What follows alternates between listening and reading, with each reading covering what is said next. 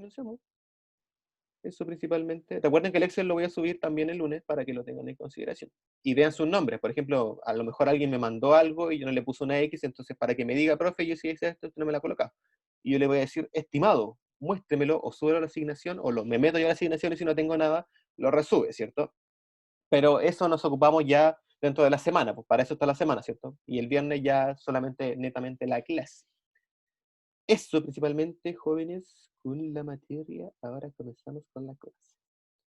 Em, el nombre de esta unidad en específico se llama, le digo el tiro, se llama, eh, es la unidad de formación de la sociedad americana y de los principales rasgos del Chile colonial.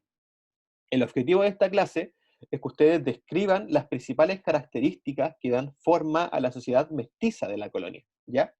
Y para comprender estas características que dan a la sociedad mestiza de esta colonia, recuerden ir anotando, yo tengo anotado todo, eh, para comprender esta formación, este proceso de mestizaje, lo que ustedes tienen que tener claro es que en España, no acá en América, en España, la sociedad era una sociedad de clases dictaminada por castas. Estaban los nobles, estaba el clero y estaba la mayor cantidad de población que era el pueblo llano, el estado llano, ¿ya? Em, Dentro de los nobles también había nobles ricos y también había nobles pobres. Y estos nobles pobres eran conocidos como hidalgos, los cuales no tenían mucho dinero, pero de alguna manera conocían lo que era la honra, conocían lo que era la nobleza, ¿cierto? Entonces como que no tenían dinero, pero aún así destacaban estos valores de nobles, ¿cierto? Algo así como un dandy en África, ¿cierto? Entonces es como parecía la lógica. Entonces estos nobles pobres, ¿cierto? Vinieron con la esperanza acá en América de volverse ricos. Profe, ¿las guías tienen nota? Ah, sí, lo respondí. Pues no, no tienen nota, solamente tienen una cruz y yo después les mando la corrección. Así que por eso, chiquillos, tienen el chancho tirado ahí. Entonces, estos nobles pobres, ¿cierto? Estos hidalgos que vienen acá a América, vienen a implementar las mismas lógicas que teníamos acá en Europa, pero con una construcción diferente, ya que acá tenemos a los indígenas, aparte de los españoles. Entonces se va a dar un proceso bastante curioso que es el proceso de mestizaje. Pero este proceso de mestizaje, los españoles, tanto los españoles como los indígenas, no lo concebían como algo bueno, no lo concebían como algo correcto. Y en la actualidad sabemos que este proceso de mestizaje no tiene nada que ver con algo racista, con algo de supremacía, como lo veían en esta época, sino que tiene que ver más que nada con las características geográficas que se te dan producto de haber nacido en un valle, producto de haber nacido en la playa, producto de haber nacido en tal meridiano, producto de haber nacido en tan paralelo. ¿Ya? No tiene nada, tiene que ver algo con geografía e ideología, más que con ideología supremacista. Pero en aquella época sí existía un fuerte prejuicio racial. Entonces, para que lo tengan en consideración. Entonces, la llegada de los españoles acá a América generó grandes cambios en la forma de vida y en las sociedades y también en el paisaje y el continente americano. Existieron nuevas relaciones de poder. De partida, los grupos indígenas que tenían su manera de relacionarse, ¿cierto? Tenían sus costumbres, tenían sus tradiciones, fueron eliminadas. Absolutamente, ¿cierto? O sea, bueno, en la actualidad igual tenemos de alguna manera algunos vestigios de estas culturas, ¿cierto? Aún se guardan las tradiciones mapuches, aún se guardan lenguajes mapuches, aún se guardan, qué sé yo, palabras selknam, ¿cierto? Que de alguna manera vienen a salvaguardar, ¿cierto? Estas tradiciones precolombinas. No obstante, en su mayoría los templos, los monumentos fueron eliminados. Las tradiciones, ¿cierto? La economía, su sistema de cultural, ¿cierto? Fue de alguna manera erradicado e incorporado el sistema colonial europeo. No obstante, tampoco te podemos decir que era algo bastante avanzado, ¿cierto? De hecho, podríamos decir que el sistema precolombino de las sociedades y de las civilizaciones era bastante arcaico. Vamos, que los tipos literalmente hacían sacrificios humanos, los tipos constantemente se peleaban. Por ejemplo, los mapuches no se concebían parte del imperio incaico, entonces tampoco era como que estuvieran colaborando mucho entre amigos antes de que llegaran los españoles. Esa no era la situación, ¿cierto? Sino que de verdad se encontraban en constantes pugnas. Pugnas que para los españoles les recordaban las épocas de primeras civilizaciones, de las civilizaciones mediterráneas. Entonces los tipos como que sabían por qué estaban peleando de alguna manera. Entonces venían como de alguna manera a, a paliar dichos problemas. No obstante, los tipos también en este proceso también querían ganar, por cierto. Entonces ahí se produce esta imbricación del proceso de colonización. Entonces, Desaparecieron los grupos, entonces la economía indígena y sus sistemas sociales fueron siendo desarticulados, y sus tradiciones religiosas duramente atacadas. Desaparecieron muchas lenguas autóctonas y se impuso el idioma europeo. Fueron destruidas numerosas producciones culturales indígenas, como obras de arte, artesanías, ciudades, templos y monumentos. Entonces, con la consolidación de la conquista, el sistema de dominación se extenderá más allá del ámbito político y económico, abarcando aspectos de orden social y cultural. Uno de los cambios más significativos fue en lo social, donde se produjo un continuo proceso de mestizaje. Y aquí les pregunto yo, ¿qué es mestizaje? ¿Alguien podría definirme lo que es mestizaje?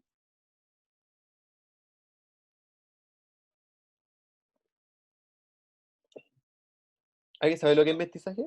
¿Sí?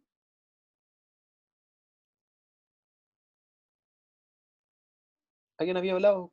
Escuché una voz, por favor. Ayúdame, amigo, por ¿Qué favor. pasó, profe? Sácame de aquí, por favor. Bueno, no se preocupen, yo les digo. Lo que es el mestizaje es la mezcla entre seres humanos que no, que no habían coexistido anteriormente. Podríamos decirlo que era como la mezcla de razas, de alguna manera, ¿cierto? Porque, por ejemplo, yo estaba en China y, no sé, po, tengo características biológicas que me hacen ser, y también, debido a la geografía principalmente, tengo características biológicas que me hacen lucir diferente que una persona de origen indígena, americano.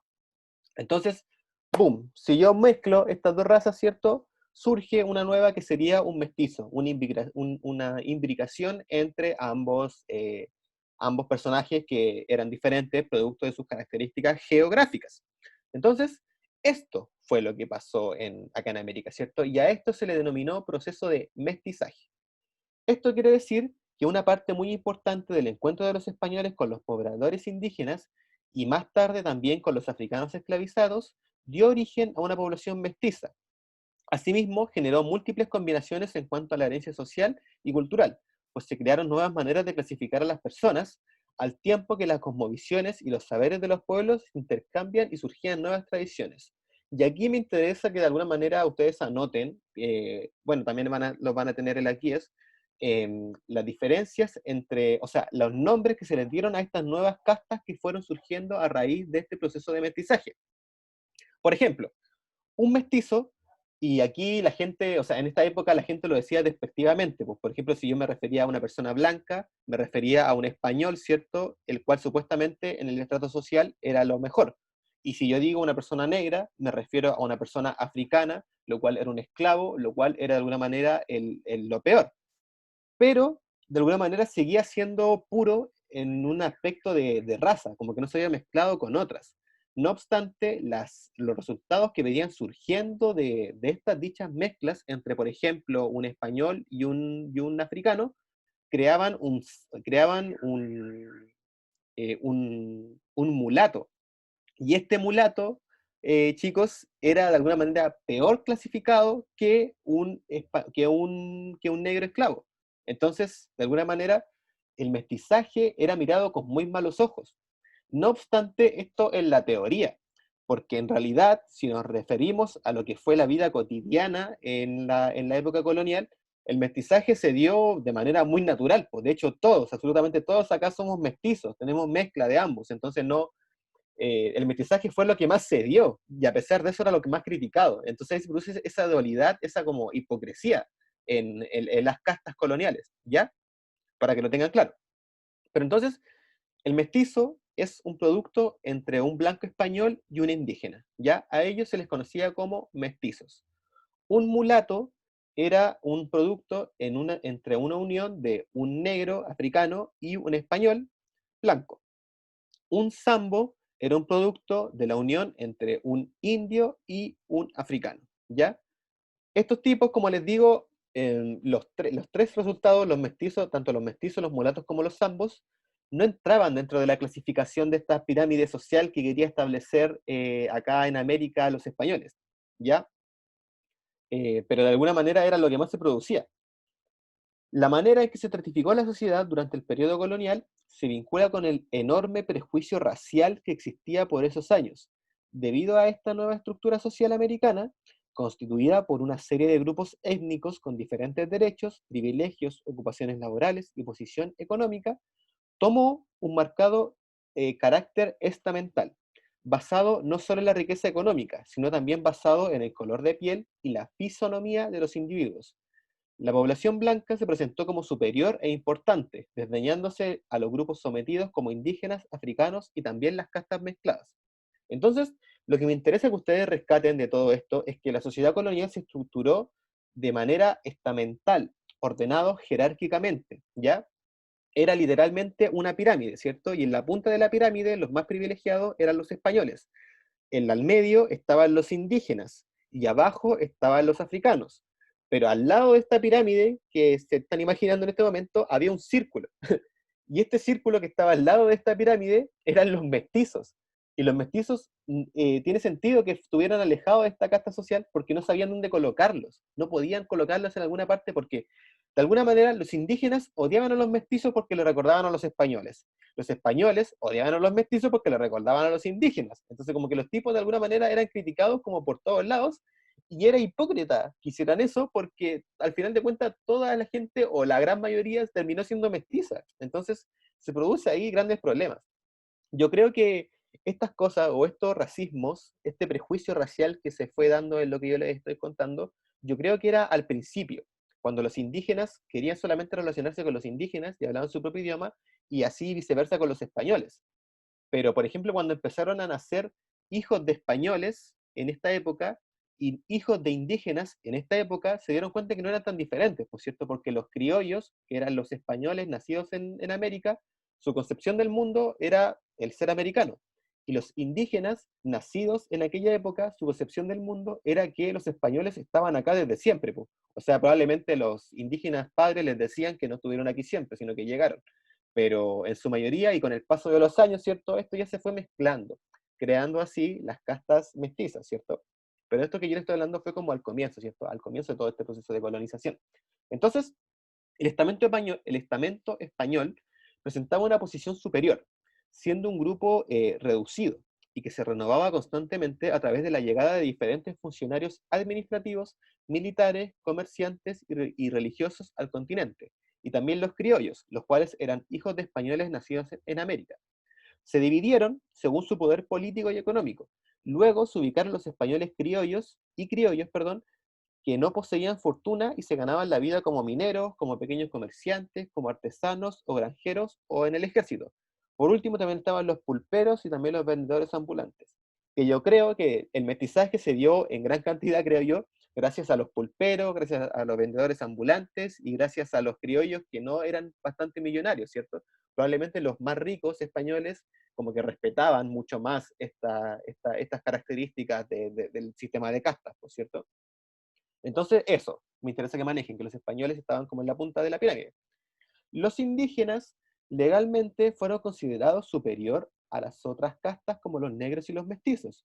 Podían disfrutar de sus propios bienes, cultivar sus tierras, criar ganados y comerciar sin las restricciones impuestas a los mestizos, mulatos o negros. En efecto, la nobleza aborigen se relacionó con los grupos dirigentes hispanos y pudo conservar ciertos privilegios. Así, por ejemplo, estaban exentos de pagos de tributos y sus hijos fueron educados en los colegios especiales vinculados a las órdenes religiosas. Y aquí hay que hacer un paréntesis, porque, por ejemplo, si estuviéramos probablemente en clases normales, yo para que comprendieran esta materia, los llevaría al Museo de Arte Colonial, el museo que se queda ubicado en el Paseo Humada, o cercano al Paseo Humada. Em, y ustedes se darían cuenta que en este Museo de Arte Colonial hay muchas obras que se hicieron acá en América, pero que tienen un origen de la concepción religiosa de Europa. Y si, por ejemplo, si uno comparara las obras de, qué sé yo, de Miguel Ángel, de Leonardo da Vinci, de Caravaggio, se va a dar cuenta que el Cristo que los europeos dibujan es un Cristo muy blanco, el tipo muy pálido, con los cachetitos rosaditos, el tipo rubio, con los ojos verdes, todo lo que tú queráis. Pero si uno ve el Cristo que dibujaban los indígenas, se va a dar cuenta que es mucho más moreno, mucho más bajo, con el pelo negro, y con esas características, ¿cierto? Que hacen más referencia al contexto indígena, ¿cierto? Porque los tipos de alguna manera estaban siendo cristianizados, pero también no podían reflejar a Cristo con las imágenes que venían de Europa, ¿cierto? Los tipos obviamente lo convertían y lo transfiguraban a su propia identidad, lo cual les haría mucho sentido si lo ven, ¿cierto? Verían que las obras de Cristo que están en este Museo de Arte Colonial son mucho más relacionadas con el aspecto de físico indígena que el aspecto físico de los europeos, con los cuales lo reflejaban, como les dije anteriormente. Y, por ejemplo, hay una leyenda ahí que tengo para contar, que fue en 1600, recuerden que Chile es un país muy sísmico, por lo tanto hay terremotos en todos los años, en todas las épocas, y pasa, creo que hay un terremoto en Santiago en 1621 por ahí, en donde había una capilla, y dentro de esa capilla estaba el Cristo de Mayo. El Cristo de Mayo, o sea, la capilla, producto de este terremoto, se derrumbó por completo.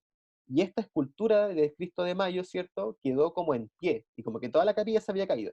Entonces, cuando la gente vio que el Cristo estaba ahí como en pie y como que todo lo demás se había derrumbado, como que lo encontraron un mensaje divino y como que les dio fuerza para reconstruir la ciudad, bla, bla, bla, y toda la cuestión. Y la verdad que hasta el día de hoy ese Cristo de Mayo está bastante bien cuidado y uno lo puede ir a ver a dicho museo, ¿cierto? Y se va a dar cuenta de que si uno ve a ese Cristo de Mayo, difiere mucho de la concepción que tenemos de Cristo, ¿cierto? Porque ese Cristo de Mayo, vamos a ver que el tipo de verdad tiene el pelo mucho más negro, tiene los ojos café, es más moreno, entonces se va a saber, van a entender como más fácil toda esta concepción del indígena y la concepción que ellos tenían de la religión católica. Entonces, eso principalmente con los indígenas. Y por su parte, los negros o africanos se encontraban en el último lugar de la estratificación social y eran ocupados como esclavos. Estuvieron sujetos a muchas limitaciones. Entre ellas estaba la prohibición de portar armas, andar de noche por las ciudades, montar a caballo o tener indígenas a su servicio. Sin embargo, la situación laboral del negro no era tan mala como su condición jurídica, debido a que el tipo de trabajo que desempeñaron muchas veces presentaba una posición social superior a la incluso del indígena, por ejemplo, como mayordomo. Vamos, que trabajar de agricultor es mucho más pesado que trabajar de mayordomo. Hay una película que refleja el sistema de esclavitud y el sistema de mayordomos, pero en América del Norte, que se llama Django, no sé si alguno la ha visto, que es de Tarantino. Muy buena película, quizás si no le gustan las cosas muy sangrientas, ahí no se las recomiendo tanto, pero a quien le guste y quiera comprender este tema, es muy buena, Django, que habla sobre este tema, ¿cierto?, sobre la esclavitud africana. Y de alguna manera te explica los prejuicios raciales que existían en aquella época. Entonces la recomiendo, muy buena. Em, entonces, eso principalmente. Entonces estaban estas tres castas, ¿cierto? Estaba esta sociedad colonial, esta sociedad estamental, jerarquizada, ¿cierto? Pero que al ladito de ellos tenía su fantasma, ¿cierto? Tenía su némesis, los cuales tenían una difícil integración, que eran los mestizos. El mestizo, por su origen bicultural, se le dificultó su integración social, ya que no pertenecían a ningún grupo étnico en particular, pero que paulatinamente aumentaron su número hasta constituirse en el grupo más numeroso de América. Todos somos mestizos acá. Entonces fueron discriminados, por ejemplo, se les prohibió tener repartimientos y encomiendas o desempeñar oficios públicos y reales. Muchos de ellos estaban constantemente buscando trabajo, ya que no poseían uno estable. Otros vivían en el campo como peones de la hacienda y el resto trabajaba en minas. Como les digo, chicos, el ser mestizo no era bastante fácil en aquella época, porque los tipos eran una clase nueva, po. Entonces como que se les criticaba mucho eso y el prejuicio racial, como les digo, estaba a flor de piel en aquella época. Y aparte de todas estas divisiones que yo les he mencionado, también existe la división entre el hombre y la mujer. Tenemos que recordar que en aquella época la sociedad era bastante patriarcal y bastante machista. Entonces, también había una división de poder en torno al género. Entonces, la sociedad colonial, primero que todo, se caracterizó por ser tipo patriarcal. Es decir, se centraba en la figura del padre o varón como base del parentesco y de la jerarquía familiar, cuya función principal consistía en administrar la economía familiar, mantener los valores tradicionales y cuidar el nombre y la honra de la familia. O sea que el tipo se encargaba de las finanzas y de que la gente y de que según él no se manchara la honra de la familia. Por lo que buscaba siempre resaltar su privilegio social a través de la compra de títulos de nobleza, también de comprar caballos, de comprar tierras, de comprar mayorazgos, de heredar muchas cosas, y junto con esos bienes muebles e inmuebles después se heredaban posteriormente al hijo mayor. Tenemos que recordar que incluso los esclavos africanos también eran heredables en este sistema colonial. Entonces, si uno quisiera, por ejemplo, investigar el rol del hombre en aquella época, uno puede ir al Archivo Nacional, bueno, ahora no porque estamos en cuarentena, pero cuando no, uno puede ir al Archivo Nacional, ¿cierto? Y darse cuenta que para seguirle la huella a ciertos personajes históricos de la época, lo hacen de esta forma, por cierto, investigando sus títulos familiares, investigando en qué invirtieron, ¿cierto? Mucha economía. Pero, por ejemplo, si quisiera investigar la vida de la mujer en aquella época, va a costar mucho investigar la vida económica de la mujer en aquella época, porque prácticamente no existía vida económica de la mujer en aquella época. La mujer durante la colonia quedaba bajo la tutela del hombre, pues consideraban que requería de su supervisión, y la cual tuvo un rol de esposa y madre, dedicada a las labores domésticas, la educación de sus hijos, el cuidado de su matrimonio y a llevar una vida espiritual y moral de acuerdo a la Iglesia Católica. Las mujeres se casaban en promedio a los 14 años de edad y eran educadas para el matrimonio, lo que se traducía en ser esposas fieles y destacadas dueñas de casa. No se les permitía salir a solas, solo podían hacerlo en compañía de su padre, madre o hermano. De esta manera, el rol de la mujer se restringía a la vida privada y la vida familiar.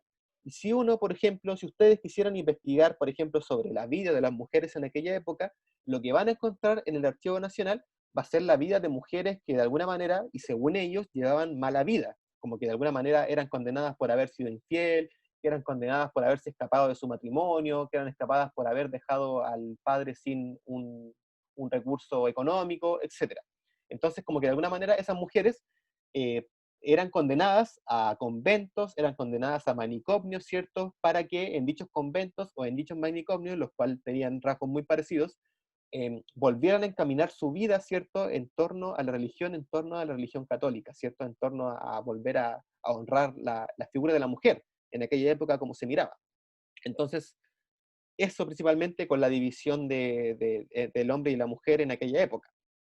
Los grupos familiares en esta época colonial, chicos, eran bastante grandes. La gente tenía entre 6 o 7 hijos aproximadamente, y aparte de esos 6 o 7 hijos y del padre y la madre, vivían los tíos, vivían los hermanos, los sobrinos, y también entre ellos los allegados, como por ejemplo los esclavos o los peones, que eran los mestizos, que trabajaban en dichas tierras que eran de ellos. Entonces, eran grupos numerosos de gente. Entonces, por lo tanto, se entiende que en la época colonial las casas eran gigantes, eran casonas gigantes en las cuales se va a implementar el sistema el sistema colonial, que no recuerdo cómo se llamaba, de la hacienda, el hacendamiento, ¿cierto? El hacendaje.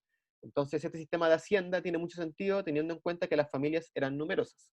Pero tranquilos, que el sistema económico de esclavitud es algo que vamos a ver también más adelante en la próxima clase. Así que eso, chiquillos, con la clase del día de hoy. Espero que les haya gustado. Y, profe, usted conoce Gorilas, pero por supuesto que conozco Gorilas. Muy buena banda. La he ido a ver también a conciertos. Pero eso, pues, chiquillos, con la clase del día de hoy. Espero que les haya gustado. Y espero que ustedes tengan un muy buen fin de semana y sus familias también. ¿Ya? ¿Dudas?